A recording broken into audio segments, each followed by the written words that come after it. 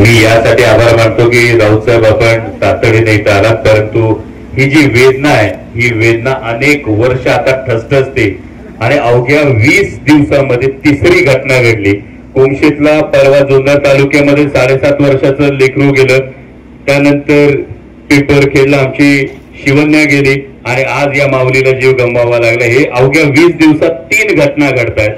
ही सातत्यानं मागणी आहे की राज्य आपत्ती ही घोषित करावी। ही जिल्हा आपत्ती घोषित आहे, पण केरळच्या धर्तीवर ही राज्य आपत्ती घोषित करणं गरजेचं आहे। दुसरी एक भावना आम्हा सगळ्या ग्रामस्थांची ही होतीये का तिकडं मुंबईत कबूतरखाने बंद झाले तर कबुतरांसाठी माननीय मुख्यमंत्री महोदय 4 दिवसात बैठक घेतात। बिबट्याचे आतापर्यंत साहेब आजचा 55वा बळी आहे। 55 जणांचे जीव गेल्यानंतर सुद्धा माननीय मुख्यमंत्री महोदयांना आपण शासनात प्रशासनात आपल्या माध्यमातून एक ठोस कृती आराखडा व्हावा यासाठी महत्वाची गोष्ट आहे। परवा आपली पिंपरखेडची घटना घडल्यानंतर माननीय पालकमंत्र्यांच्या अध्यक्षतेखाली बैठक झाली, त्यावेळी माननीय पालकमंत्री महोदयांनी जो काही निधी लागेल, जे काही पिंजरे लागतील, या सगळ्या गोष्टी तातडीनं द्या अशी सूचना केली। त्याच्यावरची अंमलबजावणी लवकरात लवकर होणं गरजेचं आहे। आणि त्याचबरोबरीनं वन विभागाच्या अधिकाऱ्यांना माझी ही विनंती आहे की माणिकडोचं बिबट निवारा केंद्र जे आहे याची आता कॅपॅसिटी संपलेली आहे। तुमच्याकडे फॉरेस्टच्या जागा उपलब्ध आहेत, नसबंदी होणार, त्याला आणखी पॉप्युलेशन कंट्रोल व्हायला वेळ लागणार, पण तोपर्यंत तुम्ही 14-16 फुटाचं कंपाऊंड करून त्यामध्ये जास्तीत जास्त ग्रेझिंग लँड तयार करून त्यामध्ये जास्तीत जास्त बिबटे पकडून सोडा। तुम्हाला बिबट मुक्त जर करायचं असेल तर त्याशिवाय आपल्याकडे दुसरा पर्याय नाही।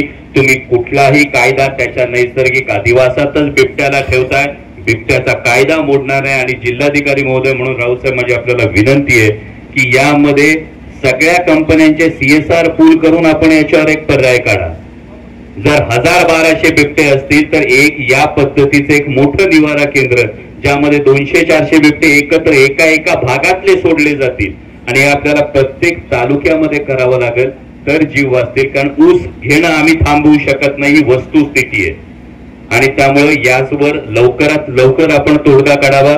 मान्य जिल्हाधिकारी महोदयांबरोबरची जी बैठक असेल, जशी जुन्नरला आपण एक बैठक घेतली, सगळे सरपंच उपसरपंच यांच्या उपस्थितीमध्ये आपण जशी जुन्नरला बैठक घेतली तशी इथे CCF साहेब असतील, जिल्हाधिकारी महोदय असतील आणि जी सगळी आमची ग्रामस्थांची जी मागणी आहे की यामध्ये माननीय वनमंत्री आणि पालकमंत्री महोदयांनी सुद्धा उपस्थित राहावं। कारण लोकांच्या ज्या भावना आहेत या त्यांच्यापर्यंत त्याच्या पद्धतीने जर पोहोचल्या तर त्याच्यावरच्या जे मेजर्स आहेत ते तातडीनं घेतले जातील। एवढी माझी आपल्याला आमच्या सगळ्या ग्रामस्थांकडून विनंती आहे की लवकरात लवकर हा प्रश्न आता मार्गी लागला पाहिजे, किंवा जसं पत्रकार महोदय म्हणाले त्या पद्धतीनं, नाहीतर हे अर्थकारणावर आले, हे जीवावर आले आणि त्यामुळे तुमच्याकडून या सहकार्याची आम्हाला सगळ्यांना अपेक्षा आहे।